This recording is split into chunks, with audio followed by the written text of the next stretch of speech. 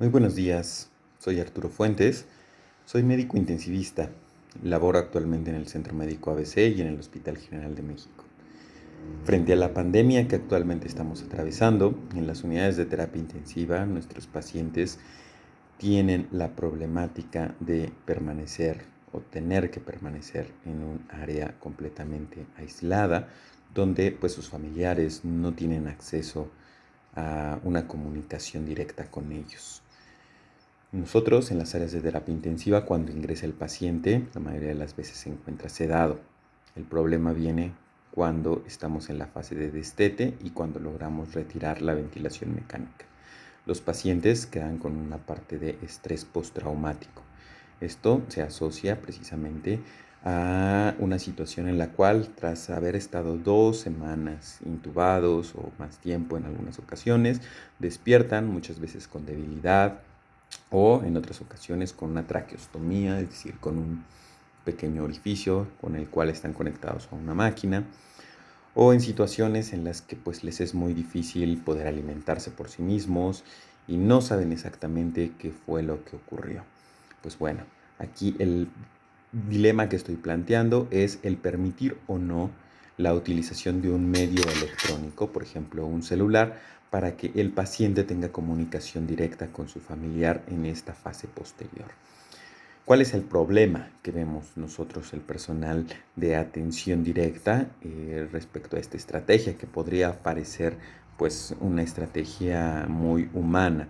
El principal problema es que el familiar que se le permite ese acceso muchas veces no va a tener la sensibilidad para saber que debe de realizarse solamente en ciertos periodos durante el día. Si nosotros permitimos que se utilice el celular como una cámara que normalmente, por ejemplo, utilizaríamos con nuestros hijos para saber y monitorizar las 24 horas lo que se está haciendo con él, pues estamos impidiendo que se realice de manera adecuada la atención de los pacientes.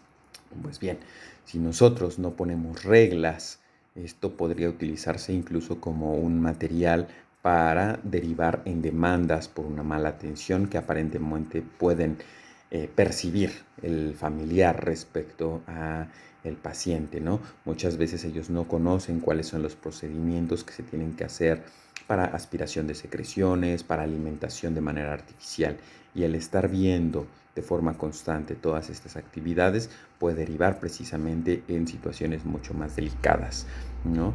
Este es el dilema que yo planteo y la manera para resolverlo. Estaré utilizando lo que es la toma de decisiones de Tomasa y Pellegrini. Bueno, vamos a describir el caso que fue planteado y pues tenemos que evaluar cuáles son los valores de las personas involucradas. Por un lado tenemos el valor del médico, del personal de enfermería, quienes pues se enfocan principalmente en la atención del paciente y no en un principio de maleficencia, ¿no? Nosotros estamos tratando de otorgar lo mejor que tenemos, obviamente con ciertas limitantes por las condiciones del paciente. Por otro lado, tenemos al paciente en sí mismo, el mismo que deberá de ser informado, y nosotros normalmente estamos tratando de decirle, esto fue lo que ocurrió, por esto tenemos que hacer tal procedimiento, ¿no? Y finalmente tenemos a un tercero, que son los familiares estando involucrados en este caso. Nosotros debemos delimitar precisamente en, eh, esos periodos en los cuales va a permitírsele al paciente y a su familiar tener comunicación. Nosotros debemos de ser muy claros cuando hablemos con el familiar allá afuera y podamos decirle el por qué tendrá que ser en horarios específicos. Pues bueno, esto me parece que es la solución más adecuada que muchas veces hemos tenido que implementar en nuestro hospital, de tal manera que podamos seguir ofreciendo este medio de comunicación para nuestros pacientes. Muchas gracias.